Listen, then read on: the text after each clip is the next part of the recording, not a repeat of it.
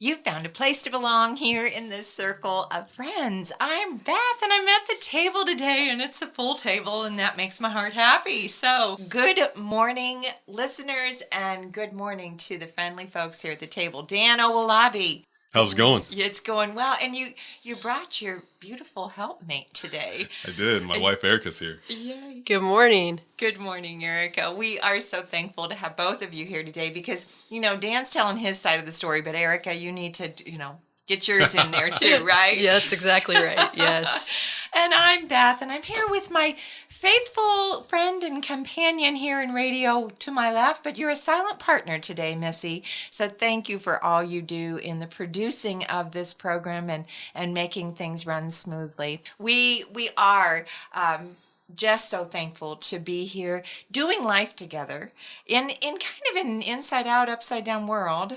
As I'm looking, I'm seeing nodding heads over there. I think Dan and Erica recognize that this world is kind of a crazy place, but God is faithful. Absolutely. And so that's why we do what we do, to remind each other that God is in this, even as we journey through a weird place in life. That's right. So we're so thankful to have you here. Dan is the author of Authentic Leadership. It's a wonderful book. You can find it at your local bookstore or on Amazon, where you can find everything these days. But Dan, it's a great book. So thankful that you took the time to put that ink to the page. Yeah, it's been a fun process. It was challenging to write for sure, but now that it's done and you're seeing people read it and it's helping people, it just really makes you feel good that God led you through the process. So it's been fun. Oh, you're saying it was a discipline that didn't seem pleasant at first, but a little painful? That's right. However, That's right, yeah. Now we see the harvest, and it's fantastic. Recently you recorded the Audible version of it. That's not out just yet, but hopefully soon. It's coming soon, yeah. Yeah, good stuff. And then we have a book signing coming up on August 1st at the Gospel Bookstore, which I'm excited because I know there's quite a few people out there who've read the book, and it'd be great to meet them face to face and give them some encouragement. So, Well, watch for this man's face and countenance. Wherever you are, you need to go to communities beyond here too, because everybody wants to meet a Dan Owolabi. Everyone needs to meet a Dan Owolabi. You're saying that with my wife right here, which is so good. Well, seriously, Erica, I've known you, I think, forever. He knit you together in your mother's womb, and I was one of these people that knew that your mom and dad had a little baby girl. After those two boys, they finally had a girl. But it's because of God bringing you together at college at Malone University that Holmes County gets to know this man you call honey, sweetheart, dear, or whatever you call him. I don't know what that is. But we're so thankful that Dan is in our world now. But you saw something in him at college. Were you immediately drawn to him, or was he one of those, yeah, I'm gonna keep an eye on that one because he's fill in the blank. Yeah. Well, Beth, there's an interesting story with that. We met the very first day at college orientation, and at Malone, it's like a week-long process. So you come in as freshmen, and you just get to know everybody, get to know the campus before school starts. And, I was there to play basketball. Dan was there to play basketball. And so naturally, the girls and the guys from the team got together and decided to have a pickup game. And he's laughing already. So we were playing this pickup game, and Dan was trying to, show everybody his abilities. And he drove down the lane and tried to do this fancy no-look pass, and his no-look pass nailed me right in the face. Blood everywhere. And that was our first interaction. So, somehow he managed to wrangle me in a couple months later, and we started dating. But that was our first interaction as people. And so but I think just the two of us were probably drawn mostly to our competitive spirits. And I think that's something that, even now that we've been married for almost 13 years, we still find ways to be competitive with one another. I think one of the first times that I realized that Erica had real wife potential for me was when we played ping pong for the first time, and she legitimately wanted to beat me, really, and she did multiple times. And I think I walked away from the game thinking, okay, dang, that's a girl who can stand on her own 2 feet, and that's what I need in life. So that was really good. That's such a great story, and the fact that 6'4" Dan was beat by 5'2" Eric on a good day, yeah, yep. Well, you played Highland basketball, so you were probably 5'6" in high school. I think they had me as 5'5" in high school all the way through, and I always thought I was 5'5". And then I remember after college, I went to the doctor, and they took my height, and they said, "Oh, you're about 5'2.5". And I think my jaw hit the floor. I was like, "Really? I'm that short?"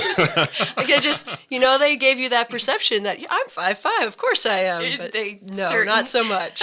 They did. We have a daughter who always thought she was 6 foot, and come to find out she's about 5'7", 5'8". Yep. Oh, wow. But Highland basketball, That's right. wants you to know your potential. That's right. There you go. Reach for it rather than getting stuck with the lid that's over your head. So you were playing ping pong against a 5'2" woman who thought she was a giant. That's right. Exactly. That's right. Inside, she knew that she was a champion. That's all that matters.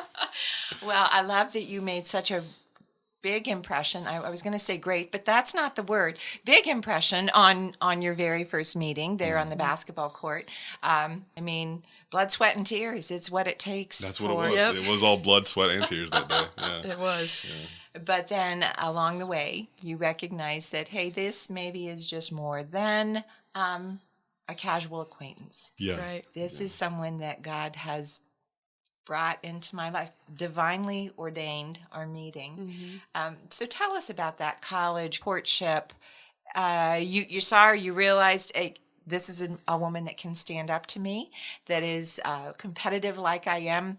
But, we can't just be competitors coming against each other. You must have also, Dan, seen a woman who was wanting to fight for the same things. Yeah. Yeah. that- Here's something that's happened to us. Early on, I realized that I was never a guy who was good at flirting. I mean, that's really great now because I'm terrible at it. But at the time, I was really bad. And so what I needed was someone that I could just be authentic with and just be friends with. And so Erica and I were just legitimately friends for a long time. We tried to pair up our friends, and have them date each other. We went on double dates so that other people would, go out. And over time, we really started to get to know each other. And I went to her house, got to know her brother, got to know her family really well. And slowly, and then all at once, I started looking at Erica differently. And it was because of that deep friendship. And, I knew her faith was solid. She had a lot of experience in the church, was actively participating in faith on her own at school. And so those are the things that immediately attracted me to her and made it a possibility that we would date. But then ultimately, when we started dating, it became a real marriage possibility on the first day. Yeah. I think in college we went through lots of different seasons. In the very beginning it was that friendship and it was just fun and exciting and there was no pressure. And I think, we look back and we have a hard time even remembering like our first official date because it was just like two friends getting to know each other. And so that foundation that we started with, I think was what made our marriage what it is now.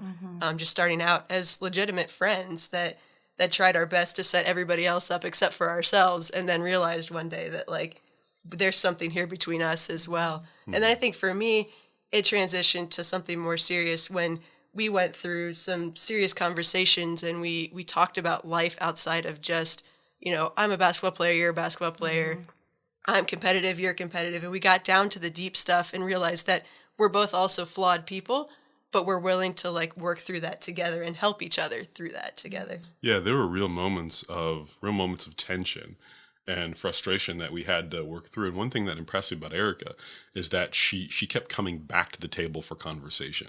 So after we'd have a difficult conversation like all night where we'd be, fighting about whatever, fighting in the best way, but fighting about whatever, she'd come back the next day and, just ready to have breakfast again. And hey, let's keep moving. And that kind of loyalty, determination, perseverance was really what I admired, because ultimately when you're going through life, you want someone who's going to commit to you. I mean, I've done 100 weddings. And one of the things I say over and over again when people get married is, love is very critical, but a big part of love is commitment and just saying, I am going to stay. I'm not going anywhere. And I saw that in Erica right away. And that was very appealing. You talk about these places where you butted heads. Perspective, growing up, culture. I mean, you came from different worlds. So can you give us a little glimpse into one of those things that you just realized this is not about the person across the table. This is about everything that's been packed in my bags through the years. Right. Good. Yeah. I think one of our first major conflicts, I guess, would be, and it sounds silly now, but you said we come from very different cultures. My family was one of those families that you make excuses to get together. You know, it's Tuesday, and so, hey, let's get together.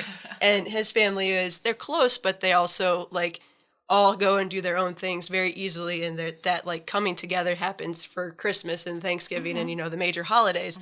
And so here we are at Malone, and we're 45 minutes from my family, and so I would say, hey, I think I'm going to go home for the weekend, or even it's a Tuesday night, I'm going to go home, my family's having dinner, I'm going to go home and hang out with them. And it was like this, why? Like, I don't understand why you're going back to hang out with your family, like, over and over and over again. And so, it was one of those, like, just an ongoing conversation that we had with one another. I think that it just trying to figure out, what it was that I enjoyed so much about my family, what it was that, like, he didn't need that so much. And I think once we kind of figured that out, that conversation became something that you like came along for the ride then all of a sudden, and you were going on family vacations, and you hated the beach, and now you love the beach because that's just what the Mishlers do. And so I think that was one of the points where we kind of had to figure out life together. Yeah. And, one thing that really helped that process, somebody handed us, I think we were sophomores, somebody handed us a marriage book, and we weren't even close to getting married.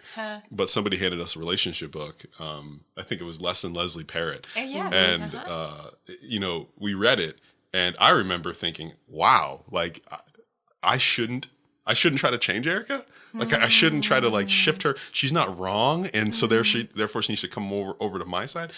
So that giving her the freedom to be her without changing her, and then Erica giving me the freedom to be me without changing me, and then finding kind of that middle ground was a game changer for us. And we did that within the first probably 18 months of dating. And I think that shifted everything. Yeah. That's beautiful. What I'm hearing is a story of two young people who didn't know they were going to fall in love. You didn't set out to fall in love, but you came alongside in friendship. And that, Pastor Dan, tell me, there's a agape love, eros love, and philos. And so that friendship love. And what you learned in that place was that love doesn't always approve or agree, but it accepts and it continues on even through the hard places. That's right. Well, beautiful story. And we will hear more of the story of Dan and Erica when we come back. We're going to take a little listen to this, and we're so thankful that you have joined us here at the table today. You found a place to belong. Looking for ways to change up your living space? Stop at Village Gift Barn and view our wide selection of house and home items.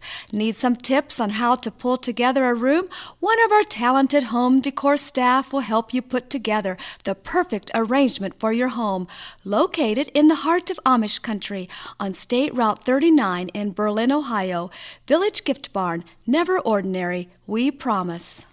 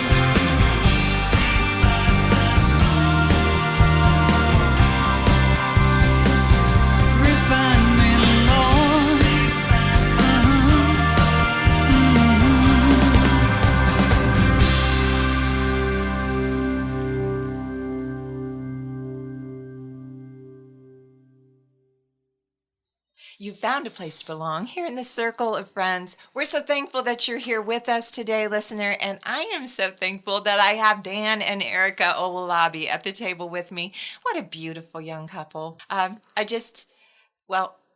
You've been on my radar for a while. Erica actually was the team captain of the basketball team that two of my daughters played on, and she was a great captain. They loved her. You know, sometimes captains are large and in charge, and love isn't a word that you might use. But Erica, you related to those girls. My one daughter was a freshman, the other was a junior. Yeah. They both felt valued by you, and they saw the mark of the leadership. I mean, Erica was the hard worker. Mm-hmm. She wasn't saying, do as I say. She was saying, follow me. We're going to do this together. Yeah. Right up until the time that an errant pass, I don't know, something took you out and you tore your ACL and were not able to complete your senior year of high school basketball. Yeah. Did life feel like it was ending that day on the court? You know, it did for a season. It did, yeah. And exactly what you said, it was a play I've done a million times. It was a free throw. One of my teammates was shooting the free throw, and they took the ball. The other team took the ball out of bounds, and I was going to try and sneak in and steal the inbounds pass, like every 5'2" little point guard wants to do. And the pass went long, and I planted and turned, and there it went. And it was 5 games into the season. Never forget that. But yeah, you're right. It felt like when I went down, you knew something was wrong, and it felt like it was over. But you mentioned by the mark of a leader, but the team that stepped up around me was what blew me away. I was the only senior on the team that year, and so it could have been an easy, let's give up, let's throw the towel in, let's whatever. And one by one, the players would come to me and say, "We're doing this for you." Coach Slaubaugh gave me different tasks to do to become a leader that I am now. I feel like it was an opportunity for me to step up in a different way, and once I was able to see that, it was okay. It was felt over at first, and then it became okay with the people around me. Mm-hmm. That was about 17 years ago. Oh boy. Yes. Well, anyway. And you didn't know Dan Owolabi. No. At that stage of life. And yet God knew. And even in that broken-hearted basketball player, that was your identity at that point. Yeah. God was working in you to equip you to be the woman that He had created you to be for such a time as this. You didn't think about being a pastor's wife. Right. You didn't think about the little girls that you were going to have in your household someday, that you were going to be leading, not on the court, but in the game of life. And yet God was at work in this hard place. You and Dan, before we took the break, were talking about some of the hard places in your relationship that actually grew you. I love to hear about those hard places after the fact, because we learned so many great lessons from those hard places. Do you have more experiences like that you can remind our listeners that don't get overwhelmed by the hard place? There's growth coming. Yeah. I think one thing that was super helpful for me was that when I got to Malone my freshman year, I tore my groin muscle. And you talk about identity. Basketball was my identity. And Erica had been through a very difficult injury and was just coming back from that. And basketball was less of her identity than it was before. I had never gone through that. I had never been injured in any significant way until 3 weeks into my freshman year at Malone. So I'm out the whole first season, and it's very difficult. I can't handle it, and I'm going through a lot of difficult moments with God. And Erica's right there with me the whole time. But here's the thing. As I was coming back from the injury, I still wasn't getting playing time, and it just was killing me on the inside. Erica was getting more playing time than she could handle. Like she was getting run all day long. And so we would come back after games, and we would just have 2 very different experiences with basketball. And I was very frustrated that I wasn't getting more playing time. And she was like, "Hey, look, like this can't be everything about you. Like you've got to be more than just basketball." And so her nudging really put me into a place where I started to pursue God at a deeper level. And I think oftentimes as men, we don't allow our wives to lead us in moments when we are legitimately vulnerable. And so for me, giving Erica the permission to sort of speak truth into my life in a very difficult way was a trust building experience for us, and letting go of basketball and watching her sort of walk me through that and say, hey, like, you got to be more than just a guy who can shoot 60% from the line. You know, that's got to matter more to you than that. So things like that were huge for us. Yeah, I would agree. And it was, looking back now, it seems like it was a process that went pretty smoothly. But I remember lots and lots of conversations in your dorm room or on the basketball court. We used to just go to the gym and shoot free throws together, and the competitiveness would come out, and we would see who could get to 50 first, who could get to 50 free throws first or whatever.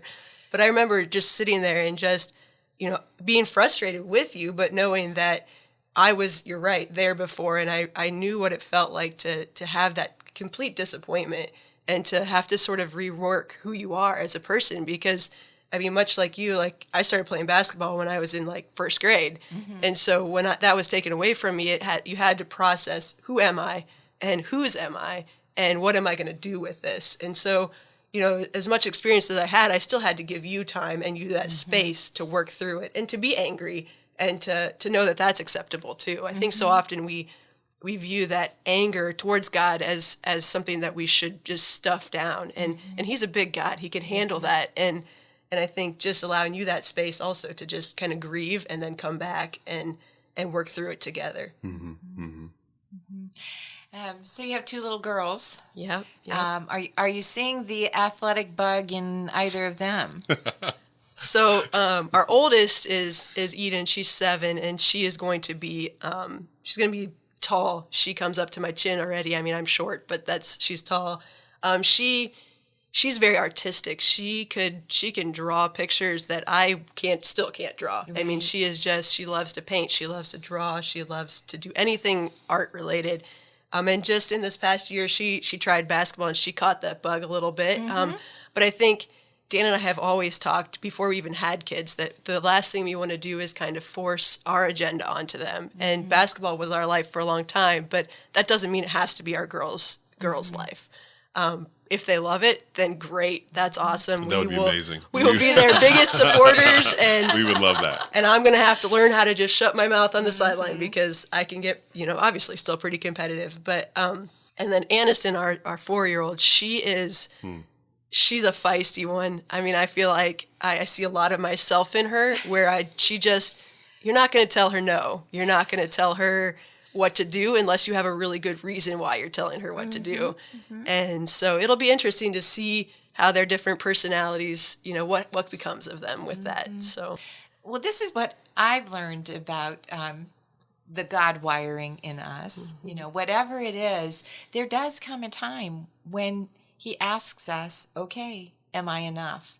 Whether that is the artsy side, the athletic side, I'm hardwired for relationships, and so when there is something that happens in a relationship, when whatever that is, disagreement or death or whatever, my heart is broken. But God loves us so much that he brings us to that place of recognizing that he is big enough to fill that injury on the court or off, that passion for art that maybe doesn't feel like it's being fulfilled right now, or that relationship that has gone by the wayside that has broken your heart and your vision for the future.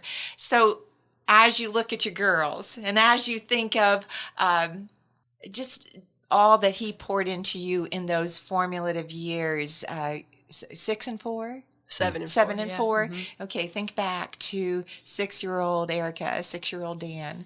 What were your parents telling you? What do you wish you had known? That's 6. They're they're ready to face the world, ready to move into, the elementary domain. What's the biggest lesson that you feel like you are pointing at? What are the words of wisdom that you want to pour into your girls today at that young age? What are you doing on a regular basis with them to help them navigate these rocky journeys that we all have? I think that's a great question, Beth. I think for us, a big part of raising our girls has to do with identity and helping them understand that their identity is in Christ first and foremost. And you can say that all day long, and it doesn't really click until you see your girl's identity start to get wrapped around something other than God. Right. And our job is to keep an eye out for those moments. For example, we're moving right now, and my daughter Eden is very, very, very relational. And so she finds a lot of joy in her relationships. But she has a great neighbor that she spends a ton of time with. And she has about 4 more days until that's going to be a different experience. And she's going to have to travel to see her, and she won't see her as often. And she's not just in the backyard anymore. And so helping her sort of decouple from those relationships and find her identity in Christ, as opposed to finding her identity in the relationship she has around her. She's going to deal with a little bit of loneliness, and sort of rerouting her towards Jesus again and again is super important. So those are the things that we can do right now. I remember when I was growing up, I was looking for things to find my identity in, and oftentimes my mom and dad would point me in the right direction, but sometimes they didn't. And basketball was one that really sunk deep in my heart, and it took a long time to sort of rip out that sense of, identity. And it was painful, but if it would have happened earlier and someone would have identified it earlier, it would have made it much easier for me. Mm-hmm. You just said something so valuable, Dan. So I'm gonna, Erica, I want to hear your words. But you said sometimes my mom and dad would point me in the right direction, but sometimes they didn't. So this is a word to moms and dads. We want to do our best, but we're not perfect, and so God is faithful even when we don't point them in the right direction at that specific time. Erica, we're down to the end of our time together today, but give me your words of wisdom before we my biggest thing for our girls is just teaching them that they are kind and they are smart, and that they can do big things in this world if they put their mind to it, that people can't, their direction isn't what people tell them it is. It's what they feel like God is pointing them in, and to go with that with all their heart. As girls, people can try and push that aside. Their competitive spirit or their drive or whatever can be diminished by some people, but we want them to know that they're strong and they're capable people. It reminds me of Jesus' words: love the Lord your God with all your heart, soul, mind, and strength, and love your neighbor as yourself. Yeah. We're so thankful you've been here at the table with us today. We'll be back tomorrow, and we're looking forward to seeing you here. You found a place to belong here in the circle of friends. This program was brought to you through the generous support of donors and listeners like you. To contact Circle of Friends Ministries, you can write to P.O. Box 345, Berlin, Ohio, 44610, or find us on Facebook at circleoffriends.fm. Program archives can be found at thelight959.com.